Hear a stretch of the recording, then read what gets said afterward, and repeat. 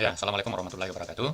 Selamat siang, salam sejahtera buat semuanya, terutama buat panitia. Terima kasih atas waktu yang diberikan kepada saya, kesempatan untuk menyampaikan materi yang saya pikir ini adalah materi yang penting ya. Jadi, kenapa saya bilang penting? Karena ini menjadi salah satu problem yang seringkali dihadapi oleh mahasiswa untuk bisa diterima dengan baik atau bisa bekerja sama dengan baik di lokasi KKN. Ya, sebelum saya menyampaikan materi, saya akan menyampaikan ada semacam peribahasa ya atau ungkapan. Dan ini adalah petuah sebenarnya, dan ini sudah lama, meskipun lama tapi sering diabaikan. Jadi ungkapannya gini, eh, di mana bumi dipijak, di situ langit dijunjung. Lain lubuk, lain ikannya, lain padang, lain belalang. Jadi saya kira itu adalah ungkapan yang sangat real dan konkret, dan itu akan terus menyadarkan kita bahwa realitas itu ada. Bahwa dimanapun kita berada, itu pasti kita diperhadapkan pada satu realitas bahwa kita itu berbeda. Dan pada saat yang sama pun bahwa kita datang di satu tempat, itu pasti ada mekanisme, ada perangkat aturan, ada tatanan nilai yang berbeda dengan apa yang kita bawa, apa yang kita pegang. Sehingga ini yang menjadi momen, menjadi peluang ya, atau bahkan menjadi ruang di mana pertemuan perbedaan itu berlangsung. Dan kalau itu tidak bisa ditata, tidak bisa di manage, maka problemnya adalah ya bisa menimbulkan konflik atau perbedaan yang sangat signifikan. Nah, secara teoritis ada paham yang sekarang kita sering gaungkan di dalam secara teoritis di dalam ilmu sosial yang disebut dengan multikulturalisme. Jadi multikulturalisme ini adalah sebuah paham yang digagas, yang tidak hanya kita merujuk pada satu ungkapan ketika Indonesia merdeka, mendeklarasikan perjuangan kemerdekaan dengan Sumpah Pemuda pada tahun 1928 yang mengatakan kita ini adalah bangsa satu, bangsa Indonesia, bahasa satu, bahasa Indonesia dan lain-lain. Dan di situ ungkapan juga muncul, Bhinneka Tunggal Ika, berbeda-beda, bercerai-berai tetapi tetap satu. Nah, ini sebenarnya sebuah isyarat bahwa perbedaan itu ada, baik perbedaan horizontal maupun perbedaan vertikal. Nah, paham multikulturalisme ini muncul sebagai sebuah paham yang tidak hanya menyadarkan kita, tidak hanya menjustifikasi bahwa kita itu berbeda. Lebih dari sekedar berbeda, kita harus menerima perbedaan itu, mengakomodir, dan lain-lain sebagainya. Jadi, ini yang ditanamkan di dalam multikulturalisme bahwa mengapresiasi, menerima, mengakomodir semua perbedaan itu baru ditata di dalam paham multikulturalisme. Bukan hanya disadarkan bahwa kita berbeda. Semua orang tahu bahwa itu berbeda. Justru kesadaran perbedaan itu yang kalau semakin tajam, justru menimbulkan problem besar, yaitu konflik. Karena sekat dan jarak kedekatan itu menjauh, sehingga untuk saling mengetahui itu juga agak tidak mungkin. Nah, untuk apa pemahaman multikulturalisme ini? Ini dalam rangka untuk membangun kolaborasi atau bekerjasama dengan masyarakat, terutama di dalam konteks ketika kita melakukan kunjungan ke desa atau KKN. Nah, apa yang ditanamkan atau esensi dari apa yang disebut dengan multikulturalisme itu adalah satu, menghargai perbedaan, gitu kan? Kemudian yang kedua, membangun kolaborasi, kemudian membangun komunikasi yang efektif, partisipatif dan adaptif, dan berkelanjutan. Nah, berkelanjutan untuk siapa? Karena mahasiswa KKN berarti berkelanjutan untuk desa itu sendiri dan untuk pelaksanaan kegiatan atau program yang dijalankan oleh mahasiswa KKN. Nah, saya kira ini menjadi hal penting. Nah, kenapa itu penting? Karena ini dalam rangka membangun hubungan yang harmonis, inklusif. Nah, apa itu inklusif? Lebih mencoba membangun kedekatan secara internal dan tidak ada yang dieksklusi. Ya, apa yang disebut dieksklusi itu kayak dikeluarkan. Jadi kita bergerak, tidak ada yang ditinggalkan. Nah, jadi istilah bahasa Inggrisnya no behind the leave. Jadi kita tidak ada yang ditinggalkan ketika kita bergerak atau pergi melakukan sesuatu. Jadi semua dirangkul, semua diajak untuk berpartisipasi atau berkolaborasi. Ini yang prinsip inklusif. Nah, di dalam menjalankan KKN itu harus ditanamkan semacam itu. Oke, berikut. Slide berikut. Nah, secara konseptual, pemahaman multikultural ini dalam rangka untuk membangun kolaborasi atau mampu beradaptasi dengan masyarakat desa itu, kita lihat bahwa yang disebut multikulturalisme itu adalah kondisi masyarakat yang terdiri dari beragam kelompok budaya, suku, agama, bahasa, tradisi, mata pencarian, status sosial. Ada begitu banyak perbedaan. Ini perbedaan secara horizontal. Nah, perbedaan vertikalnya apa? Perbedaan kekuasaan, kemiskinan, ada yang kuasai dan ada yang menguasai, ada yang kaya, ada yang miskin, ada pimpinan, ada yang dipimpin, itu vertikal. Nah, horizontal itu perbedaan dari gender, perbedaan partai politik, perbedaan agama, perbedaan suku, perbedaan pekerjaan, dan lain-lain. Inilah esensi realitas dari masyarakat. Nah, kalau di dalam teori konflik itu disadarkan bahwa realitas masyarakat itu di dalam dirinya ada perbedaan, dan perbedaan inilah yang memungkinkan terjadinya konflik.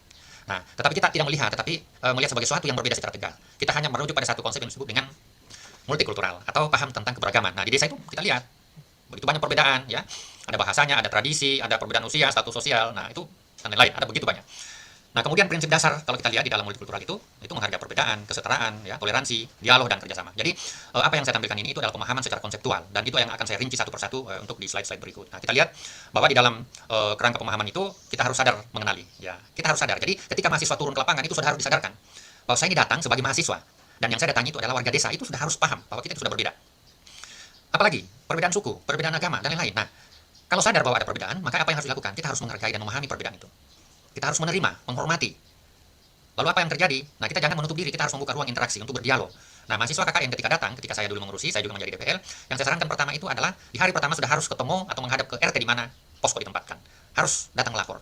Pak, saya ini mahasiswa. Meskipun secara resmi sudah ada surat ke desa, tetapi kedatangan pertama itu harus datang ke toko siapa yang ada di situ. Untuk masyarakat atau paling tidak memang harus ke RT dulu melapor. Itu secara resmi. Itu hari pertama kita datang. Kalau datang malam bolehlah, mungkin istirahat dulu, pagi-pagi harus datang atau langsung ke desa. Ini bentuk dari sebuah penghargaan atau apresiasi. Dan kita harus sadar bahwa kita datang di tempat yang punya aturan. Dan aturan itu bisa jadi bahwa itu berbeda dengan apa yang kita pahami, apa yang adik mahasiswa pahami, apa yang adik mahasiswa jalankan, dan itu pasti berbeda. Itu yang harus ditanamkan. Nah, kemudian di dalam proses itu saya kira ada dicanangkan di dalam beberapa pemateri sebelumnya bahwa penghargaan itu penting. Kemudian membangun kolaborasi. Kita ajak tokoh-tokoh masyarakat untuk bisa bergabung, tokoh pemuda dan lain-lain. Dan seterusnya, saya kira ini adalah sebuah proses yang bisa teknis, bisa juga itu dalam menjadi karakter. Karena kita secara personal itu, mahasiswa secara personal, ada yang kalem, ada yang pendiam, ada juga yang ekstrovert, ada yang introvert. Nah, tetapi pada satu aspek yang harus dipahami bahwa kita itu datang di tempat orang. Jadi mau ekstrovert, mau introvert, kita harus punya pemahaman untuk bisa menghargai dan kita harus membawa diri. Jadi tujuan dari pemahaman multikultural ini adalah dalam rangka membawa diri untuk bisa diterima. Nah, tujuannya adalah apa? Untuk menciptakan hubungan sosial yang harmonis, membangun toleransi, saling pengertian, mencegah diskriminasi dan lain-lain sebagainya. Ini sebuah hal yang penting dilakukan. Oke, slide berikut. Biar waktunya. Nah, tujuannya apa kalau kita lihat itu? Bahwa tujuan pembelajaran atau tujuan kenapa materi ini disampaikan kepada mahasiswa KKN itu adalah tidak hanya sekedar memahami konsep multikultural ya, seperti yang tadi saya sudah jelaskan, apa prinsip dasarnya, apa yang harus dilakukan, tetapi juga harus mengenali keberagaman masyarakat desa. Jadi di desa itu beragam ya. Jadi kita datang ke 10 kabupaten kota dengan berbagai latar, ada Dayak, ada Bugis, ada Jawa, ada Banjar, ada Kutai, Dayak ada beragam dan lain sebagainya. Gitu. Nah, kenapa penting? Karena untuk menghindari yang namanya konflik budaya. Ada hal yang kita mungkin cultural lag, ada kesenjangan, ada atau cultural shock, kekagetan budaya.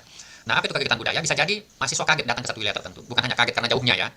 Tidak hanya kaget karena mungkin perjalanannya jauh, tetapi kondisi lingkungan atau masyarakatnya. Dan kita diperhadapkan pada seperangkat aturan dan lain-lain. Itu akan diperhadapkan. Kita datang ke wilayah Kubar, ke wilayah Mahulu, bagi masyarakat yang bukan dari Mahulu, dari Kubar, itu akan berhadapan dengan masyarakat yang sudah pasti kontras dalam banyak hal. Nah, ini yang penting bahwa kita harus bisa menyesuaikan. Kemudian membangun komunikasi yang efektif dengan masyarakat. Dan saya kira tujuan dalam konteks ini adalah bahwa dengan memahami dan menerapkan nilai-nilai multikultural, kita dapat hidup harmonis, bekerja sama, dan membangun desa yang maju, inklusif, dan berkelanjutan. Nah, jadi tadi saya sudah sampaikan dari awal bahwa tidak hanya sekedar memahami, tetapi mengapresiasi, menerima, menghargai. Jadi itu yang harus dilakukan. Dan sebelumnya apa yang harus dilakukan? Kita harus mengenali, mengembangkan sikap menghargai dalam rangka untuk menghindari semakin jauh jarak atau semacam cultural lag atau cultural shock di dalam proses-proses pelaksanaan KKN selama kurang lebih 45 hari atau bisa 50 hari, karena bisa jadi beberapa desa akan meminta untuk menyelesaikan acara-acara 17-an. Berikut. Oke, slide berikut. Nah, ini yang harus kita pahami, bahwa masyarakat desa bukanlah masyarakat yang homogen, ya. Tetapi dia adalah masyarakat yang heterogen. Kalaupun dia satu suku, tetapi di situ juga tetap ada perbedaan jenis kelamin, sosial ekonomi atau status sosial dan lain-lain sebagainya. Mungkin dalam konteks suku bisa homogen. Tetapi kalau kita lihat untuk wilayah Kaltim, hampir semua wilayah itu sudah beragam suku, hampir semua suku sudah ada. Karena kenapa? Masyarakat Kaltim masyarakatnya terbuka.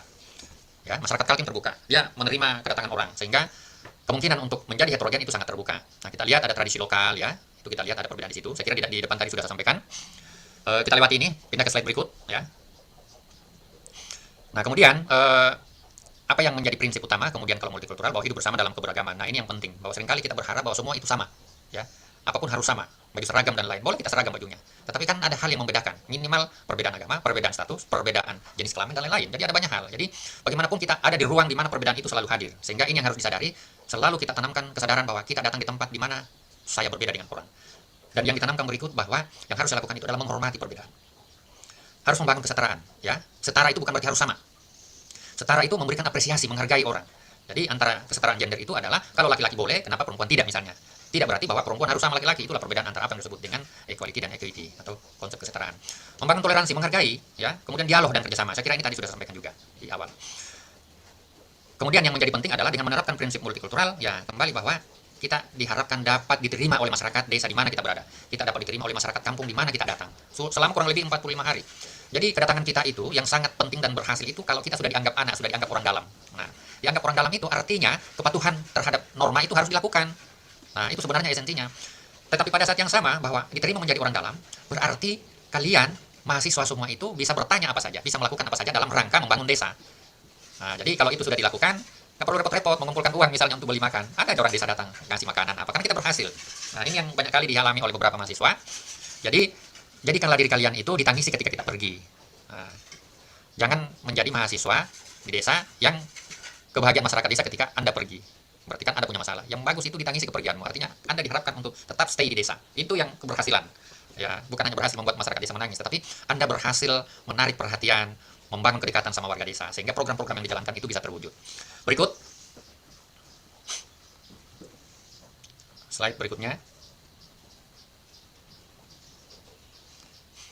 Nah, apa yang harus dipegang, apa yang harus dimiliki kalau berkaitan dengan membangun pemahaman multikultural. Jadi ada kompetensi. Jadi kunci untuk beradaptasi dan diterima itu harus ada knowledge. Nah, knowledge itu berkaitan soal pengetahuan, harus tahu. Tadi sudah saya sampaikan dari awal bahwa kita harus betul-betul mampu memahami realitas masyarakat desa. Dibutuhkan pengetahuan tentang siapa masyarakat desa itu. Kemudian apa yang berikut? Itu adalah attitude, sikap. Sikap itu adalah tidak hanya soal tata bahasa. ya, tetapi ada aspek lain yang disebut bertindak, sikap badan. Anda datang jalan ke desa dengan membusungkan dada, ya itu dalam bahasa ininya, itu kan angkuh, membusungkan dada saya ini mahasiswa. Nah itu jangan, itu sikap.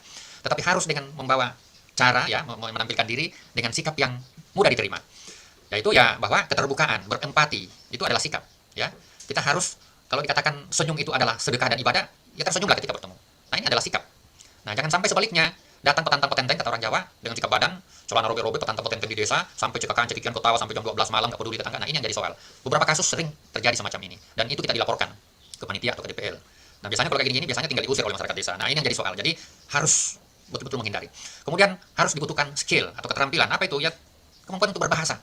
Oke, ada secara personal orang itu punya kemampuan untuk bernarasi, ya, cara membawa diri, dia mudah bergaul, baru turun sudah datang menyapa di warung, ibu kades, pak kades, toko pemuda, dia sudah datang menyapa, mau bu, saya mahasiswa bu, kami datang jadi. Nah itu sikap badan, ini adalah skill. Jadi itu yang harus dibutuhkan dan dilakukan. Kemudian perilaku adaptif. Nah perilaku adaptif ini yang saya katakan tadi.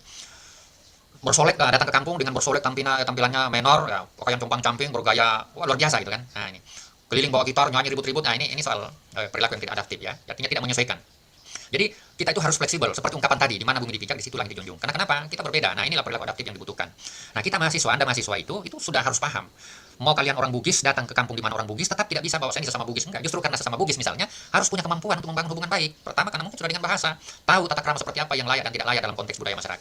Nah, apalagi kalau sudah berbeda ya harus bisa memahami, harus belajar untuk tahu. Jadi mengamati itu sangat penting. Kalian datang sudah harus lihat kira-kira kondisi desa ini seperti apa, harus lihat orangnya seperti apa dan lain-lain. Termasuk cara berpakaian. Nah, kemudian yang berikut adalah harus membangun kepercayaan kepada masyarakat, ya. Cara membangun itu, ya, kalau di dalam penelitian itu ada istilahnya membangun raport, membangun kedekatan, ya. Membangun kedekatan itu adalah ya dengan cara berpenampilan, dengan cara bersikap, dengan cara bertata krama dan lain-lain, itu adalah cara membangun kepercayaan. Ketika kepercayaan terbangun, maka yang muncul itu adalah bahwa kita sudah dianggap menjadi bagian orang dalam. Nah, kalau sudah dipercaya, berarti program kalian itu bisa lancar. Nah, saya kira ini yang menjadi penting, ya. Oke, berikut. Nah, prinsip adaptasi dan sikap apa yang harus dimiliki? Kunci untuk diterima satu, observe, ya. Jadi sudah ada mengamati tadi. Karena itu dibangun ketika kita melakukan observasi, pengamatan, bukan mengintip-ngintip, ya. Ini saya kira urusan ngintip-mengintip tadi disampaikan oleh Ibu Haris. Bahaya kalau kalian pakai ngintip, apalagi pasang-pasang kamera. Nah, ini bisa langsung di penjara itu, ya. Tadi sudah disampaikan. Observe ini adalah mengamati kondisi masyarakat. Kita harus tahu, ya. Jadi mata, telinga itu harus, dan kita harus bertanya, di mana Pak? Kalau datang pertama ke Pak RT, kita harus, atau ke tokoh masyarakat, sudah harus menyampaikan, kami mohon diberikan ilmu, kami mau belajar, kami ini orang datang, kami mohon diberikan pemahaman apa yang boleh dan tidak boleh kami lakukan, karena kami ini mau belajar, kami tidak ingin melanggar aturan dan lain, sehingga kami berharap Pak RT, Pak Kadus, atau Pak tokoh adat, Pak kepala kampung mohon disampaikan supaya kami bisa menyelesaikan diri. Kita harus terbuka, meminta bahwa kita itu datang untuk belajar, bukan mengajari. Ya. Nah, kemudian respect itu yang hormati. Tadi saya kira sudah saya sampaikan, ya. Ini sudah disampaikan dari awal ini soal prinsip adaptasi. Nah, kemudian sikap yang harus dimiliki, berempati. Nah, berempati ini mampu merasakan dan memahami perasaan orang lain. Ini berempati ini yang susah sekali kadang-kadang. Kita lihat realitas masyarakat. Nah, cara tampilannya apa? Lalu Anda membawa gaya khas di kampus, tampilannya menor kalau cewek, tampilannya kayak playboy kalau cowok dan lain-lain. Ini tidak berempati, tidak mampu menyesuaikan diri. Rendah hati. Nah, rendah hati ini harus ditunjukkan dengan sikap, ya. Jadi harus tunduk dalam pengertian, jangan membusungkan dada. Ini istilah rendah hati. Termasuk rendah hati di dalam bertutur kata, bahwa kami mohon diajari karena kami datang belajar. Nah, seperti itulah cara membawa diri yang baik. Ya, bukan datang untuk mengajari. Meskipun ilmu mahasiswa tinggi dalam konteks lain, tetapi jangan berpikir bahwa masyarakat tidak ada pengetahuan. Dalam hal lain, masyarakat punya pengetahuan lebih daripada kita. Ya, nah itu yang harus disadari. Sehingga kita datang untuk belajar, bukan mengajari. Nah, oleh karena itu kita datang untuk belajar, tidak menggurui, menghargai pendapat. Ya, jadi di dalam proses diskusi di antara teman pun begitu, kita harus menghargai pendapat orang. Biarkan dulu mereka bercerita, menyampaikan aspirasi, menyampaikan ide gagasan. Kita hargai, jangan langsung dipotong. Kita berikan ruang untuk berpendapat. Dan jangan langsung di-judge bahwa ini salah. Harus dengan bahasa yang lebih netral. Bahwa, oh ya, kami akan mempertimbangkan pendapat, kita diskusikan dulu, dan lain-lain. Jangan langsung potong, oh pendapat Bapak salah, gini, yang betul ini. Nah, itu yang kayak gini menciptakan ruang konflik. Kemudian kolaboratif. Nah, ini yang seringkali dilakukan oleh mahasiswa. Merancang program itu boleh saja, ya, saya nggak tahu di dalam mekanisme sekarang. Kalau dulu bahwa semua program itu dibicarakan di level desa. Semua harus diundang, supaya melibatkan, jadi pelibatan masyarakat. Jadi di dalam program pemberdayaan sebenarnya, pelibatan itu penting. Supaya apa? Semua program yang kita jalankan itu, masyarakat merasa memiliki. Ya, jadi ada sense of belonging dari program, bukan belongingnya mahasiswa. Kalau mahasiswa saja memiliki, masyarakat tidak, maka program itu tidak bisa berjalan. Kalaupun selesai, dia tidak akan berlanjut. Nah, kita berharap di dalam merencanakan kegiatan atau program yang dijalankan mahasiswa, itu idenya adalah ide kolaboratif, supaya rasa memiliki oleh warga itu muncul, sehingga program itu bisa berkelanjutan. Nah, ini yang penting di dalam membawa diri di dalam pelaksanaan KKN. Oke, berikut. Nah, tantangan adaptasi itu atau bagaimana kita bisa diterima di dalam masyarakat itu adalah merasa budaya sendiri paling benar. Nah, nilai budaya itu relatif atau relativisme nilai budaya. Benar atau baik menurut kita belum tentu benar atau baik di dalam konteks budaya lain. Sehingga apa yang harus dilakukan? Jangan berpikir paling benar sendiri. Jangan sukuisme, etnosentris, ya. Jadi kita harus memberikan ruang orang bahwa dia juga benar, dia juga betul, seperti itu. Jangan menghakimi. Jadi kebiasaan menjudge orang langsung menghakimi orang ini yang menjadi tantangan. Tidak menghormati adat. memaksakan program, kurang mendengar aspirasi warga atau aspirasi masyarakat. Ini yang tantangan. Nah, oleh karena itu, apa yang harus dilakukan? Nah, pertama kalau kita harus yang tadi materi yang sebelumnya harus membawa diri dengan cara sopan santun, berempati, ya sapa dengan ramah. Gunakan bahasa sederhana, jangan gunakan bahasa yang tinggi-tinggi, gitu kan? Mentang-mentang mahasiswa gunakan bahasa yang tinggi. Dengarkan lebih banyak, kan? Hindari memotong pembicaraan, menghormati yang lebih tua, hargai tokoh masyarakat. Nah, ini adalah cara yang kita lakukan untuk bisa beradaptasi di dalam masyarakat yang kita datangi. Oke, berikut. Kayaknya lewat tadi.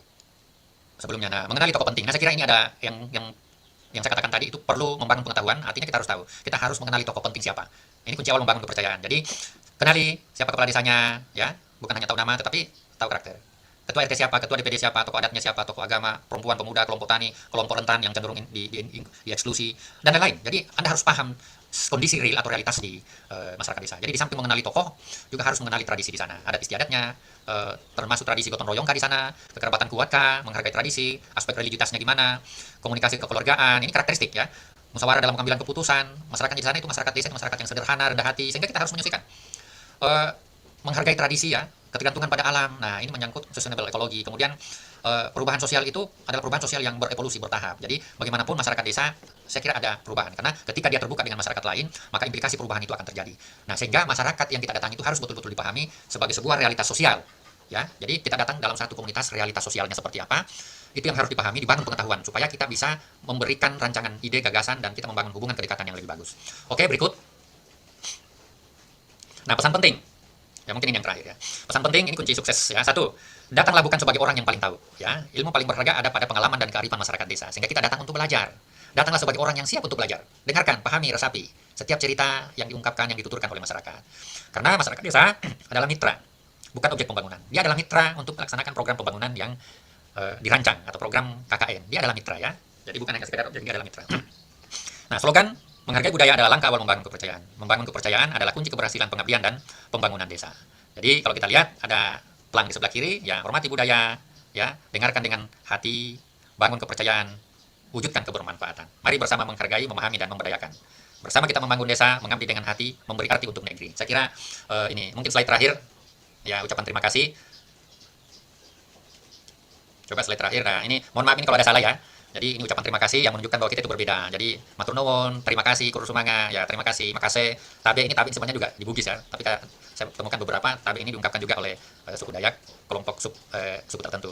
Terima kasih, terima kasih. Nah saya kira ini adalah gambaran realitas bahwa kita ini berbeda, beragam, tetapi satu untuk menghargai saling perbedaan.